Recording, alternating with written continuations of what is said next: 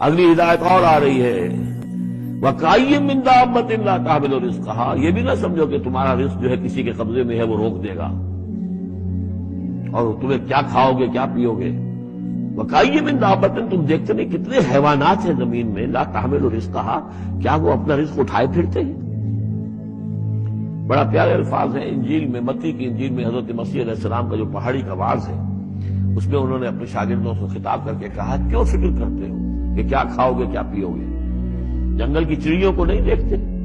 نہ وہ کاشت کرتی ہیں، نہ ہل چلاتی ہیں، نہ بیج بوتی ہیں، نہ فصل کاٹ کر کہیں رکھتی ہیں، نہ کھتے بھرتی ہیں، پھر بھی میں تم سے کہتا ہوں کہ وہ خالی پیٹ صبح گھر سے نکلتی ہیں، شام کو آسودہ ہو کر آ جاتی ہیں۔ تو جو رب تمہارا جو رب ان کو چڑیوں کو کھلا رہا ہے وہ تمہیں نہیں کھلائے گا؟ اور کیوں فکر کرتے ہو کہ کیا پہنو گے، لباس کہاں سے ملے گا؟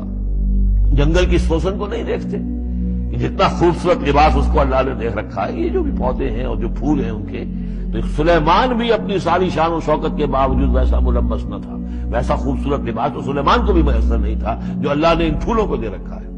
تو غور کرو، جو وہ زمین کی اس گھاس پھوس کو، ان پودوں کو اس قدر حسین لباس دے رہا ہے، عمدہ لباس دے رہا ہے، جو ابھی ہیں اور کل نہیں ہوں گے، یا یہ کہ کاٹ کر اور وہ چولہوں میں جلا دی جائے گی گھاس، تو کیا وہ تمہیں نہیں پہنائے گا؟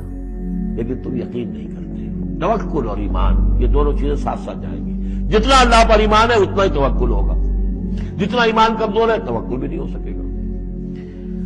تو الذین صبروا علی ربہم یتوکلون وکأیٍ من دابۃ لا تحمل رزقها، یہ سارے جو ہیں چوپائے اپنا رزق لیے نہیں پھرتے، اللہ یرزقها وإیاکم، اللہ انہیں بھی رزق دیتا ہے تمہیں بھی دے گا، وہو السمیع العلیم، اور یقیناً وہ سب کچھ سننے والا جاننے والا ہے۔ ایسا نہیں کہ اسے معلوم نہ ہو کہ میرا بندہ بھوکا ہے، میرا وفادار، میرا سپاہی، میرے دین کے لیے کام کرنے والا، اسے یہ معلوم نہ ہو کہ اس کو احتیاج ہے، اس کی کوئی ضرورت ہے۔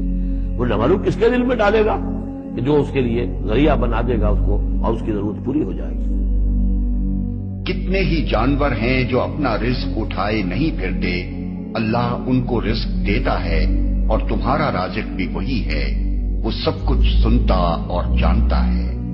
یعنی ہجرت کرنے میں تمہیں فکر جان کی طرح فکر روزگار سے بھی پریشان نہ ہونا چاہیے۔ آخر کے بے شمار چرند و پرند اور آبی حیوانات جو تمہاری آنکھوں کے سامنے ہوا اور خشکی اور پانی میں پھر رہے ہیں، ان میں سے کون اپنا رزق اٹھائے پھرتا ہے؟ اللہ ہی تو ان سب کو پال رہا ہے۔ جہاں جاتے ہیں اللہ کے فضل سے ان کو کسی نہ کسی طرح رزق مل ہی جاتا ہے۔ لہذا تم یہ سوچ سوچ کر ہمت نہ ہارو کہ اگر ایمان کی خاطر گھر بار چھوڑ کر نکل گئے تو کھائیں گے کہاں سے؟ اللہ جہاں سے اپنی بے شمار مخلوق کو رزق دے رہا ہے تمہیں بھی دے گا۔ ٹھیک یہی بات ہے جو سیدنا مسیح علیہ السلام نے اپنے حواریوں سے فرمائی تھی۔ انہوں نے فرمایا کوئی آدمی دو مالکوں کی خدمت نہیں کر سکتا، کیونکہ یا تو ایک سے عداوت رکھے گا اور دوسرے سے محبت، یا ایک سے ملا رہے گا اور دوسرے کو ناچیز جانے گا۔ تم خدا اور دولت دونوں کی خدمت نہیں کر سکتے۔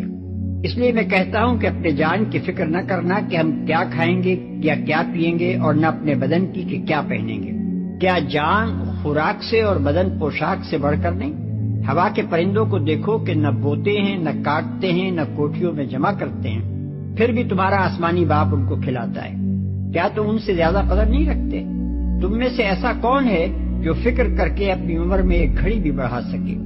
اور پوشاک کے لیے کیوں فکر کرتے ہو؟ جنگلی سوسن کے درختوں کو غور سے دیکھو کہ وہ کس طرح بڑھتے ہیں، وہ نہ محنت کرتے ہیں نہ کاٹتے ہیں، پھر بھی میں تم سے کہتا ہوں کہ سلیمان بھی باوجود اپنی ساری شان و شوکت کے ان میں سے کسی کے مانند ملبس نہ تھا۔ بس جب خدا میدان کی گھاس کو جو آج ہے اور کل تنور میں جھونکی جائے گی ایسی پوشاک پہناتا ہے، تو اے کم اعتقادو، تم کو کیوں نہ پہنائے گا؟ اس لیے فکر مند نہ ہو کہ ہم کیا کھائیں گے، کیا پیئیں گے یا کیا پہنیں گے۔ ان سب چیزوں کی تلاش میں تو غیر قومیں رہتی ہیں۔ تمہارا آسمانی باپ جانتا ہے کہ تم ان سب چیزوں کے محتاج ہو۔ تم پہلے اس کی بادشاہی اور اس کی راست بازی کی تلاش کرو، یہ سب چیزیں بھی تمہیں مل جائیں گی۔ کل کے لیے فکر نہ کرو، کل کا دن اپنی فکر آپ کر لے گا۔ آج کے لیے آج ہی کا دکھ کافی ہے۔ متی باب 6 آیات 24 تا 34۔ قرآن اور انجیل کے ان ارشادات کا پس منظر ایک ہی ہے۔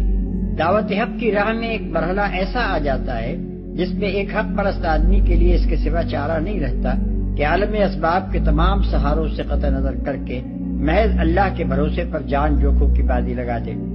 ان حالات میں وہ لوگ کچھ نہیں کر سکتے جو حساب لگا لگا کر مستقبل کے امکانات کا جائزہ لیتے ہیں اور قدم اٹھانے سے پہلے جان کے تحفظ اور رزق کے حصول کی ضمانتیں تلاش کرتے ہیں۔